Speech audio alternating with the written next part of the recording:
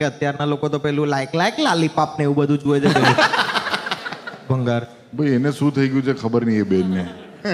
એ બેને ખબર નહીં કંઈક અલગ જ એ નીરસ નબીરી છે. એને B12 નું ઇન્જેક્શન ખોટી જગ્યાએ લીધું છે. અહીં લઈ લીધું છે ડાયરેક્ટ.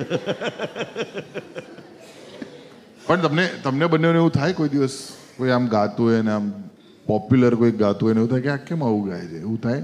હા ચોક્કસ થાય, બહુ જ બધી વખત થાય. તો આવું ગોસિપ આપો ને થોડી આમ મજા આવે. એક મસ્ત ડાયલોગ હતો હમણાં વન ઓફ ધ સિરીઝમાં કે એમાં આગળ એક ભાઈ ગાતા હતા અને પાછળ એકચ્યુઅલી એ ભાઈ રાગદારી કરતા હતા. બહુ ફેમસ સિરીઝ થઈ છે, I don't want to name it, પણ પાછળ આમ સરસ રાગદારી કરતા હતા એક ભાઈ, અને જે મેઇન સિંગર હતો એ આગળ કંઈક બકવાસ કરતો હતો. હા તો પેલા એ જરા ઓવર પાવર કરી દીધું. આવું નતું. ના સોરી મને છીંક આવી. એટલે એમાં બ્લેસ યુ. એટલે એમાં પાછળ એ ભાઈ રાગદારી જરા વધારે પડતી કરી નાખી, બહુ સરસ કરી નાખી. એટલે બધા એને ક્લેપિંગ આપ્યું ને આમ પેલું ભાવ ખાઈ ગયા, લઈ ગયા ભાવ એમ.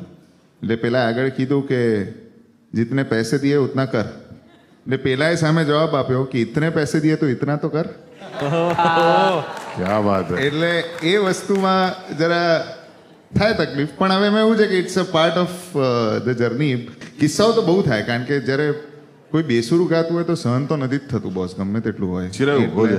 ના ભાઈ, ના, પ્લીઝ ના. પ્લીઝ. અરે શું પ્લીઝ આ દર વખતે મને મેં પહેલી વખત જોયું કોઈ બેસુરું ગઈ રહ્યું છે ને તેના માટે પ્લીઝ બે લાઈન થઈ જાય. આજે છે ને, આજે દીપ ગાશે. હું શું લેવા ખોદ આવ્યો આમાં? તો જેમ કે મારી પાછળ બહુ મોટી હિસ્ટ્રી છે નહીં ગાવા પાછળ. આજે મનનભાઈ પોતે ગાશે, મને એ જોવું છે. આજે મને- આટલા વર્ષોથી મને તમે લોકો ગાયેલું છે પેલું ગરબા સફળમાં